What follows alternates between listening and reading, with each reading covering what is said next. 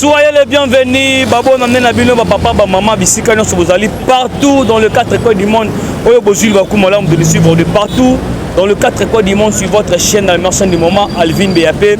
La voix, c'est la télévision. Merci pour la confiance dans le magazine Yoga Base. Il y en a 5 abonnés toujours. Merci au Sala Kabiso.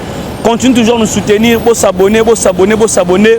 Ma mère Venabino, vraiment, et ça l'a tellement quitté au co. Je leur ai plaisir de recevoir pour vous une fois encore de plus par rapport au Benga tellement belé. Nambelabino, le président Miyake, oh, alobara bien, oh, ça banalise bien par rapport à l'actualité à Mboka. Tobeta Masolo par rapport à Ndeko Balobi Boye. Kabila déjà Mboka, oh, plus de 18 ans, plus de 10 ans, on peut dire. Mais à quel moment Kabila atika ba soldats étrangers baya na katambuka na biso atika jamais kolinga ba soldats étrangers baya na katambuka na biso pona ko bundisa benemi. Mais aujourd'hui à l'événement ya mokonzi mboka Fachi Beto pendant ce règne, il a laissé la porte ouverte oyo to moni ba soldats ougandais ba koti ba policiers rwandais ba na katambuka awa par rapport on a est-ce que ça la diplomatie to baye koti sa guerre na katambuka rester branché arrestation à tout matoubo na bako découvrir na katambuka ndenge nini ba likuta kinene bakangaki peu dossier na comme na niveau nini est-ce que samba to bako quitter par rapport au pays que bon on est pe yango ba grâce présidentielle les a ebele tellement belé mais on peut ça merveille na ngava peut s'inviter na ngama ba merveille pas ba kinyo ba soutenir ngai que la qualité des mobiles dealers de la qualité là toujours de produits de la qualité ba merveille na yo mon frère Jérémy, pas merveille mon frère. Être comment de si ma caméra na rosenga pour la champ. Pour te bande bazola na ngai, ba mon invité na nga on a mesana ko yamba mingo sabe ko landa ah on a besa merveille mon mboka. Merci vraiment. Na pesi na kolon Nzambe merci hein. Merci mingi vraiment année 2021. Ça aussi la vraiment na ba action ya makasi na ba événement historique. Donc temps additionnel. Il y a des gens qui ont vraiment tremblé sur le discours. Il y a Grand Lion. Il y a Grand Lion. Au bâtiment, comme il tremblé. Il y a bien santé comme il y a moké. Donc nous sommes tous les gens à Lingui. Voilà. Mon amboka, le lot à tout matoubo na bakangé. Na évité ceux qui ont battu ANR, na évité ceux qui ont battu IDPC. À tout matoubo na qui gouverner na kata Congo central kuna bakangi le comme on a muki bazo ligoter qu'est-ce qui s'est passé de voir un gouverneur a déjà pris dans Katamboka na biso ko kangai na modèle alors que état de droit dans Katamboka. Oui, merci vraiment ndeko vraiment Yoka Base na télévision la voix céleste oh bato balandaka mingi vraiment émission Tolobela Yoka Base. Bon, na koloba vraiment boye je suis fier de moi. Il y a un grand combattant d'élite. Il y a Moto Abundi, Traceta. On a dénoncé, tout le monde qui état de droit, tout le monde qui va valeur. Justice et tombola Kamboka. Ce qui justice et Zali Nassé, Mboka moyen avancé et Kozalate. Affaire il y a Atou Matouana, parce que Atou Akimaka. Akimaka na Mosolo, Mboka Nabiso, Akinaka na Montréal na Canada. Conseil d'État a réhabilité Atou Matouana. Asongi sie comme gouverneur à tout Motubana asongi Namboka au mona qui est na discours sur l'état de la nation ya mokonzi Mboka azalaki na palais du peuple parce que à tout pourquoi à tout le lot alingi akima parce que discours ya mokonzi Mboka akizé batunyo surtout donc ezui donc moni ba ministre oh basali biso boye basongi na nzela mais trop tard donc moni na ba inspecteur ya la police basongi na nzela na maman ya justice Rose Mutombo Kese azongi na nzela Atou azali arrêté balama ko ba extradé na parquet général auprès de la cour de cassation parce que papa na biso Gilles Alingete ou asalaka contrôle na gestion ya Congo central pour construire stade ya Congo central donc il est là et Salama Tetikala inachevé na montant de 6 millions de dollars américains. Oui, à tout matubona azali arrêté lelo ezali samedi. To sengi na ba juge ya cour de cassation, ba juge ya cour constitutionnelle, ba juge ya cour d'appel, ba juge ya grande instance Gombe Kinshasa, ba juge ya tous les instances à tout matubona amekate abima. Ba mekate ba pesa liberté provisoire. parce que tour oyo erosala mame to ebisi mama Rose Mutombo mama bongisa kisalu parce que 2022 début ya février début février erosala remaniement général bakolongola quelques ministres oyo batoki mosolo ya mboka oyo basala ba problème sérieux na justice ndomoni atu matubwana na minute oyo azali na parquet général auprès de la cour de cassation cour célité agitation et débandade ndeko on a biso boye fati discours wana mututu azongi na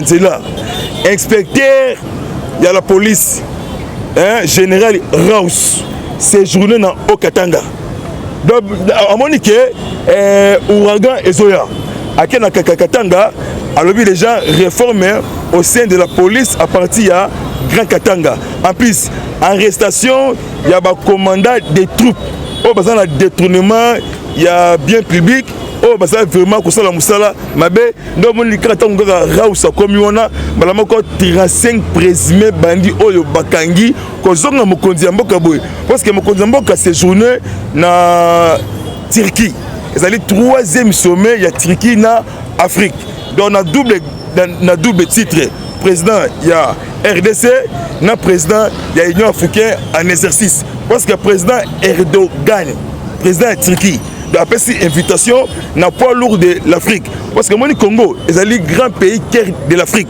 des alliés poumons sans Congo moi monde effacé et ça on a vu ce boyer arrestation et bandit on y a vu que non token moi namboka il y a des qui ont des droits mon lolenge bakangeli atuma tubona est-ce que ça digne na kata moko des droits bakanga gouverneur bon en place na lolenge na alors qu'il est responsable de la famille il est responsable na kata moko d'une province quelconque mais comment ça fait qu'il y a aucun là parce que c'est une politisation politique comme politique quoi ça musa l'honneur ya mon mboka bongo yepe alinga kima ponani so yobi ki tege na ça problème na justice mais pourquoi yo okima ndeba ndeko congolais bamoni que muto ki mana 6 millions de dollars américains au basala qui contrôle dans inspection générale ya finance Gilles Alingete Kei ça séjourné na niveau ya Turquie na mokonzi ya mboka fumi bola fati béton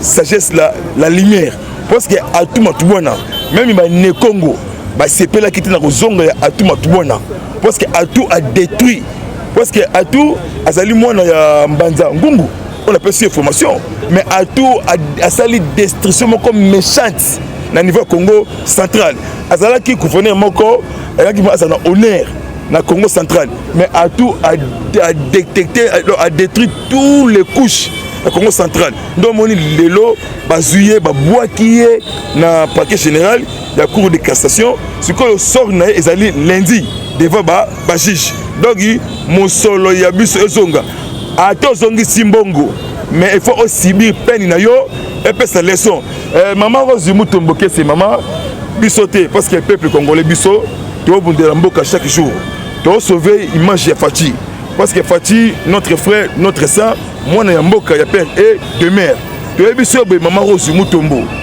atuma tubona bo mekate bo pesa liberté provisoire pour tout oyo et vous allez marche moko lumbe moté donc il na ministère ya justice donc ça la 6 jours il y a une semaine au démissionner que on a sur place parce que on m'a dit que justice c'est ça il y a beaucoup d'investisseurs na mboka baroyate parce que justice est un bon kamboka pour nous pousser il y a beaucoup d'investisseurs na Kasai na Mbushimai délégation ya investisseur ya Kenya bakiti oui bakiti na niveau ya Kenya délégation ya City Bank ya Kenya au batie mosolo ya 5 milliards dollars américains ba développer dans tous les secteurs au niveau ya Mbushimai atuma tubona nazo beta 7 mingi pona yo atuma tubona osongisi 6 millions dollars américains après il y a 10 ans de prison ou 20 ans de prison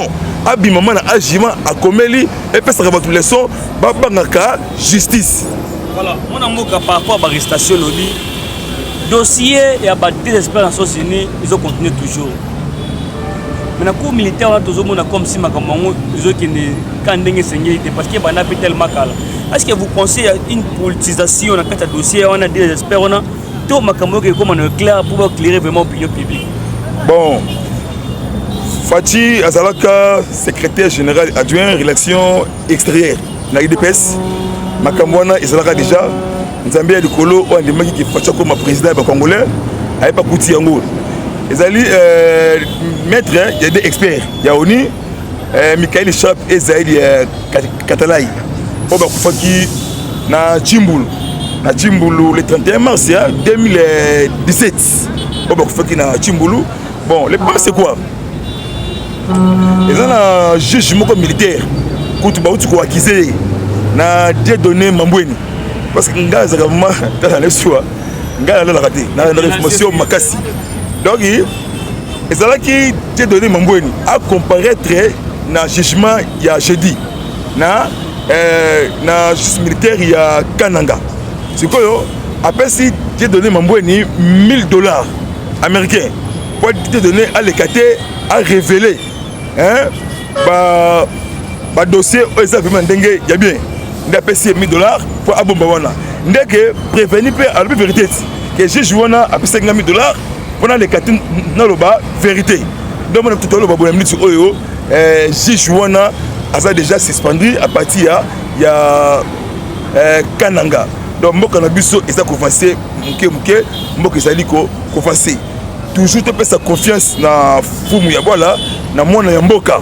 Pas un souci, il y a côté le Misa Congo, pas un souci, partie Est. Et quand tu as vraiment paix, Libela, Kolia, Mboka vraiment effacé, vraiment, effacé. Quand on se montre, si on corrompt un prévenu, est-ce que tu penses qu'il y a des témoignages, il y a des choses cachées, oh, ça peut-être ça peut faire mal dans la mais tout ça c'est Hippolyte Kanambe Kazembere étoilé, destiné pour balkaniser notre pays, destiné pour créer des destructions méchantes dans tous les secteurs, dans tous les instances. Mboka ne surtout Kobungalango Saka na Bitumba. Même une vie na biso. Tant qu'on a l'élévation, aux matin, il y a na Bitumba. Yo ce qu'il faut ça c'est qu'on a vigilance, na prière pour Obuka, Bakal ne surtout ezali awa liboso. Il y a des juges kabilistes au bassin là-bas, instance ne surtout. Bangonde ba mesani likambu ya musolo likambu ya falanga ya kotana pochi dossier et bimati dossier et vanda na kati ya armoire foyer ACP qui a su Kanyaka. Donc moni tata ekolo ya mboka séjourné na Turquie kozonga na awa ezali na réforme na justice, réforme na tous les magistrats congolais. Mais mokonzi mboka bombi yango te. Siko a décidé à ça le nettoyage à sec na cabinet na ye na présidence de la République. À Longola, il y a des conseillers Bombay Alliance Bombay. Il y a des conseillers aventuriers, il y a des conseillers orgueilleux.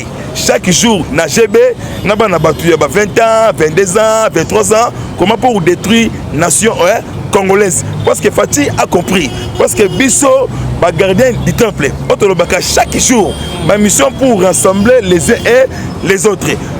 La dénonciation, les antivaleurs et la conservation du pouvoir. Timokolo Yezu, à Kozonga, Nesali agitation des bandades pour votre information. Arrestation conseiller financière. Il y a ministère, il y a affaires sociales. Bakangié. Pourquoi Bakangié? Détournement, il y a $1 million américains. Parce que le ministre de la fonction publique Jean-Pierre Eliaou, na naufrage, qui na victime ya naufrage na Équateur na Goma. Il y a aussi Mongwana à Tiango na poche. L'homme qui convoqué na 4 mairies Matete Awa, bureau général Awa na Matete. Oyo caméra Louakaningi le vital, oyo kindaka na soir na 19h. Des lobby, parce que conseiller financier, il y a ministère des affaires sociales. O bakange sikoyo batindi mbala moko na prison ya Makala. Sikoyo maman ya justice Rose Mutombo Kese. Maman a compris discours ya lion, discours ya champion, discours ya pomba. O sali agitation des bandades. Sikoyo maman changer masolo. Et comme deni, ceux qui bakangi yo ba pinir yo tous les biens confisqués. Pendant qu'on a gelé dans l'État congolais. C'est ça, injustice. Moi, Moutou, et ça, pour votre information, ancien gouverneur, il y a Tanganyika, Sowe Kabila, les qui a ancien président, Hippolyte Kanambe Kazemberembe Toile. Donc, menace, il y a arrestation, Bango na Guy Luando. On appelle sur information. Parce que oui, je suis Tshisekedi, c'est dit ça. On dit souvent que c'est l'un des meilleurs ministres actuels. Non, quel meilleur ministre? Révélation au Congo, hold up. Est-ce que Nani a dit en côté? Balobi Guy Luando, Aza cité, n'a pas détournement. Na révélation au Congo, hold up. Sur RFI, TV5, BBC Monde. Obiso tout Tolandaki. C'est quoi Guy Luando azali membre na gouvernement ya Jean-Michel Sama Lokonde Kenge. On va révéler sur Guy Luando na Zoé Kabila. Balobi menace poursuite judiciaire. Plus de 30 millions de détournements illicités. C'est que ba minéré. Oh batangi. Balobi Guy Luando na Zoé Kabila. Ancien gouverneur ya Tanganyika. C'est que Guy Luando révélation au Congo hold up parce que a créé ce thème fictif. Donc compagnie construction. Il y a comme conseiller juridique, le but détournement, il y a 20%, il y a beaucoup de millions. Au Batangi, ndeko on est bisio bouillé.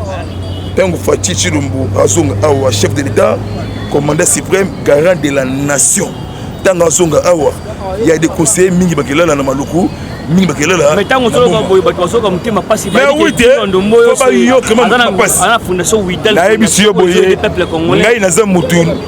peuple congolais, Nambongo te ya Soto, Nambongo ya lumière, Nambongo ya solo eza na poche na yo, oyo yibité. Ngai naza mutu ya Guy Luando te. Nazali congolais ya père et de mère. Nazali Tshisekidiste IDPS. Nazali rassembleur. Il y a tous les Congolais au bassin de la province. Il y a Kassai, Bandundu, Congo central, Tanganyika, Moukino surtout à la chef de l'État. Si on a bien qui, on a comme au temple de notre ministère, on a comme au commissaire de ministre, on a comme au combat, au Popetchen Oyo Atikaki. Parce que Popetchen Abaki, il est pèse au pouvoir. Bon, ça a été confusion, il y a combat la gestion, il y a Mboka. On a vu si on a reçu la vie. Na motika la beauté et ça déjà ezoya voilà moi na mboka tout tout et ramasser les avec calamité voilà et comment moi na mboka nemu na lobby boy est-ce que ni nemi mwila nemi mais nemi ça na problème contentieux parce que PPR de bientôt ils ont pensé là déjà la passé formation de voilà FCC il comme 6 personnes lettre 666 et comme on a sur FCC. Donc FCC, on ne peut pas nous intimider. C'est Chadari, na Didi Manara, Azali Pomba, il y a démocratie. Atiki 3 non. L'Assemblée qui est na Seni. Atiki Nemi, na Remo Yabati Banda. Oba Beli Bomba. Ndeko, Nemi Kotanga été. Parce que le budget botti wana babi à l'époque il a obopia il a kamba on peut accord diminuer c'est la haine parce que jalousie mal placée pour créer une extension à la haine autour du chef de l'État parce que Nemi Moulania azana leçon T européen ça IDPS européen ça ngai parce que Nemi comme Nemi Moulania ancien directeur il y a Kanambe Hippolyte Kazemberembe Kabila alias Ozolanda parce que dossier a 15 millions de dollars américains à l'époque Kabila ayebi yango très bien c'est comme on nemi hein ayebi que na minute o mutu arobimate donc moni fumu ya bola Fati Béton sagesse solution ya Congo clé boa clé boa a cela qui nomination na ANER na ANER Ozolanda donc Jean-François Hervé Mbelou oba nommé wana a la réforme na kati ya ANER kolongola ba dongola misu ya Congo parce que Justin Kakek Ndum oba ndeko simi intérim ya Calais il y a bâti banda bâti Jean Hervé Mbelo pour avancer vraiment en air ya madame on est en air à ça comme ça là ya makasi ya Rolandela la frontière banani bakoti na mboka banani babimi banani obalingi bakima voilà c'est ça musala ya en air anna salaka musala malamu ya kolandela banani bakoti na mboka mais ozoleka na est mona mboka bandeko bazobenga nga tel mebele parce que balobi ba accord oyo Fatia signé même Kabila signé en côté de voir que Kabila a déjà mboka oyo même ça la mabe manoke moment Kabila tika ba soldat libanda ba na mboka na biso devant les soldats étrangers ba Ougandais ba police rwandaise bana kata est wana ba tontel mebele ba comme kobeta ba tumata sabu pourtant quels sont les accords que Fatia a signé pour que tout le monde ba soldats étrangers na kata mboka na biso mwana mboka maloba mboka wa ezana bato ebele bon ngai na mesana te ya kotaki bato ndenge ya mabe mosala nga kaka koloba mpona kofongola bayimboka na discours ya mokonzi ya mboka na padi peuple alobaki nini alobaki coopération conjointe Ouganda na RDC ezali intérêt commun les deux pays parce que ADF a frappé awa a frappé nakuna le 16 novembre 2021 ADF nalu a frappé na assemblée provinciale ya Kampala na Uganda na centre ville nde président Yoweri Kaguta Museveni amoni ke mokonzi ya Congo azaki vraiment na message ya bien to sala vraiment force moko to benga na terrorisme no exuivement espace ya 20 ans na kati ya Congo parce que coopération conjointe ya armée IF ougandaise na armée FARDC armée congolaise batutu bayebi yango na minute oyo armée ougandaise azana limite na ye place ya kotelema jamais a kotambola bato jamais batie zala wana FARDC be zala wana sikoyo likambo ya bapolisier rwandais oyo bazala na este ya Congo atanga mpe nazali contre eloko wana nazali contre makasi biso tout toyebi histoire ya barwandais na 1997 oyo basalaka ya des massacres na kati ya RDC contre ya AFDEL eloko wana nga azali nango contre makasi na kosepela nango ata moke te nde ministre intérieur Aselo Okito oyo azali déjà interpellé na Assemblée nationale a expliqué peuple congolais comment que la police rwandaise baye na Goma au signé accord. Est-ce que mokonzi ya mboka ayebi yango? Est-ce que ezali yo moko ayebisa biso vérité? Parce que moi miyake nalobelaka pour les couches ya mboka na biso kofase biso tebi kaka ke ba militaire ya Uganda oyo basangani na armée congolaise nde MONUSCO andimi mpe ata force wana po batravaille babengana banguna oyo bakoti na kati ya Congo. Merci vraiment la peuple ya Goma, ya Kadutu, ya Rwenzori commune, na ville ya Beni. Merci vraiment. Dès besoin qu'on dénonce, qu'on collabore vraiment pour solo, pour la mort la bien vraiment, même moral vraiment, même combat vraiment. Il est temps pour nous les bandits congolais, ya père et des mères. Moi na mboka bande kwa sababu tuna telme bele balobi na 2000 Rwanda na Uganda batika ba mboka na bango ba kunanga kati kisangani pour la ba minéré. Il y a 4 jours. Voilà. 6 jours. Il y a 6 jours. On a été victime, j'ai perdu même beaucoup de membres de ma famille na guerre à l'époque où moi j'étais l'enfant. Rwanda na Uganda batika mboka na bango ba koyela ba minéré à peuple congolais kati kisangani ba ko telme bele.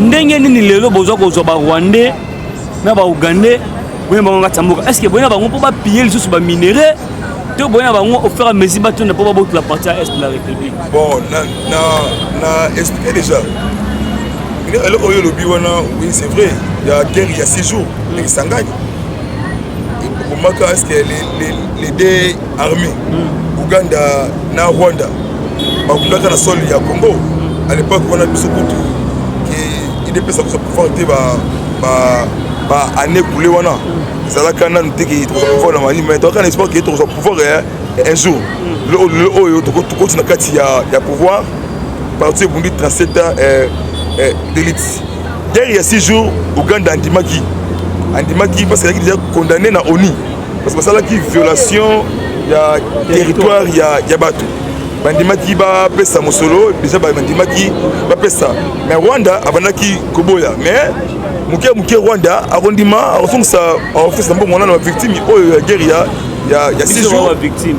Oui, merci vraiment ndenge vraiment aux victimes wana nzambe abatela vérité yoko okule de baninga ba kufa jour wana bon omoni Kagame président rwandais atamboli gauche droite amoni que Congo est vraiment vrai leadership oyo ezangaki depuis maréchal Mobutu ezami siko l'époque ya Fachi beto oyo nzambe alingaki akoma président kati ya Congo soki Kagame akomi koluka ke moyen ke accrocher Fachi basolola Fachi na pesa na réponse parce que Kagame awa a compris parce que mabe ezo na kati ya est ya RDC Aselo Daniel Okito azano na niveau ya Turquie na mokonzi ya mboka kala mingi ta ozonga awa bala moko akoleka na assemblée nationale lokola ba député ba poser la question wana ayebisa bango bosolo bato wana bakoti ndenge nini pe tango aselo asa kozonga il faut sanctionner gouverneur ya ville Ngobila parce que Ngobila ko sali chaque jour image ya mokonzi ya mboka donc construction ya marché central ti lelo selo moellon caisse sable ciment même clôture et ce là ko kotate et comme nango toilette publique bato ba ko sala au soto parce que Ngobila yebi ki bien na minute ko yabi sayo boyi discours ya lion discours ya léopard oyo était remplacé mon surtout à son qui n'était là et ça allait trop tard vous avez vu que ministre ya média hein bonjour excellence Patrick Mouya Yavema a outi ko longola directeur général ya RTNC à longolier pour la libéla c'est ça il faut un ministre qui a sanctionné bateau le ministre de l'économie sous pression ya mokonzi ya mboka azana toujours na Namibie na Windhoek et pas président Agay Gengop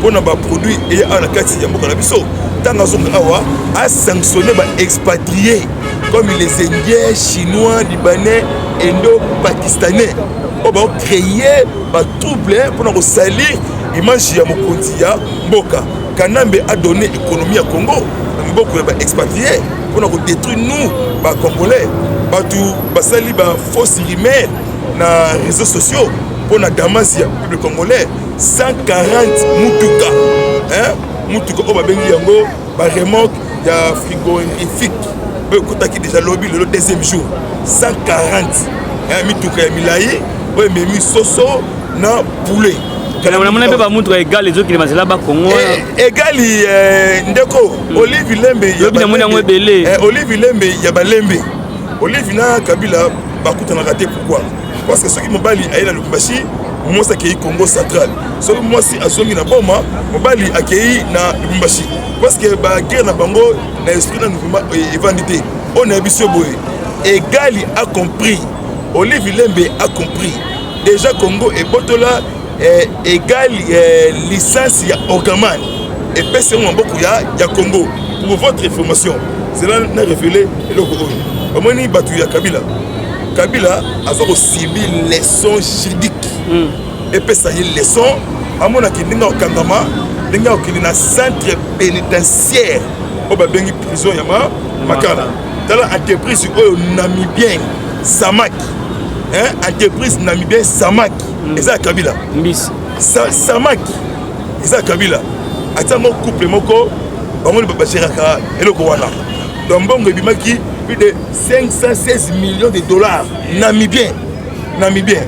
Et ça, il y a 30 millions de dollars américains. Il y a créé le corona, il y a un couple. Couple va gérer le corona. Donc, fishing entreprise. Donc, ça marque fishing entreprise dirigée par un couple à 10. Donc, à 10, il y a une et Martha. Namujembo comme on est Yangoana. Omoni Kabila Aza aussi pourquoi? Parce que le 14 décembre 1932 Papa Etienne 89 ans na mabele. Du secret de père mort plus que vivant. Oh toi loba yango yo et salami. c'est sa tête pour libérer notre pays. Au Kosibi conséquences. Ndé est bloqué. Atambola, Ezate. Kabila komi à 5 audiences, Mabé. Aluka moi, Likaya, Mabé. Atambola, Mabé. Olebi ke Soriano. Danano, ici. Comment il va? Hein? Un mot pour lui. Ne Katumbite. Un mot, il va pour Katumbite, révélation Congo Oldov. Yes, ko azate na immunité parlementaire. Ce qu'on imité na Ezali Mazembe. Hein? Ezali Mazembe. Développement ni Mazembe yé akei. Nazolanda. Alobi azoyati. Na kitasa. Azoy awa. Ce qu'on olukanani, osalani nin. Ce qu'on fatile le loté. Plus de 39 dirigeants africains. Oba lingi Fati boy. Fati avant di kaboy. Hein? Atambo na maman Yamboka, maman Yambo, maman Denise Nyakerotiseketi. Hein? Maman Yamboka qui en tout cas nous avons vraiment apambola de couple wana. Voilà. C'est là c'est là pour le faut de l'eau. Alors bien sommet wana. Ça pour 3 jours. Hein? Les alliés éducation, santé, na agriculture, na lutte contre le terrorisme. Nous mon président Erdogan. Alors bien non faut ça dit mystique. On veut que Belgique, na France, on a dit comment la fenêtre, on a perçu information.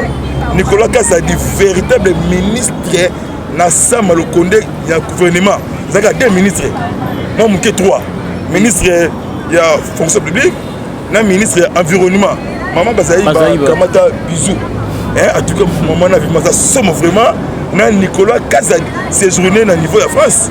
Hein, na Didier Moudim le va signer d'accord na Perenco. Parce que la Congo centrale dans le monde, industrialisation va créer un emploi, l'intérêt à la jeunesse congolaise. Nous avons vu ce boyer. Dans le béton en zonga. C'est que le béton est en désordre. C'est un dans le colo. Voilà mon amour, merci. Il y a tant de questions que je vais te poser dans le temps où tu n'as pas de téléphone. Il faut un mot. Bande ko balandi na chaîne biso ba retenir ni na passage na yo mon amour. Bon, ba retenir ya motuya makambo mokonzi mboka lobaki a cité abaki makambo ya solo vraiment parce que mokonzi a compris que makambo c'est là qui amoni yango te. Mais mokonzi mboka a joué qui rôle vraiment taki na service vraiment ya renseignement y moko na première. Le hôtel na avancé na hôtel ça ko passer mboka na biso. De moni parce que la gaga toujours na confiance ya mokonzi ya mboka et peu de patience biloko déjà ekoti na kati ya mboka na biso loko la justice est accéléré vraiment travail nango malgré que a osala musala mais a rolongana ye parce que a to côté la mutu mon côté donc yibi mbongo ya mboka il faut passer na justice et pesa batu leçon nangina loba eloko moko na niveau ya est ya RDC. Il y a des fausses rumeurs qui circulent dans les réseaux sociaux. Vital Kamere abima qui a liberté provisoire. Mais une grande somme oyo à son ici. Parce que Kamere a besoin jamais primature. Hein? Kamere a besoin jamais. Mais impossibilité. Non. Mais tu vas action judiciaire. Mais ça bien impossibilité. Non, action judiciaire de la justice. Donc Kamere est déjà caché dans la judiciaire. Et ça il y a Kobeba.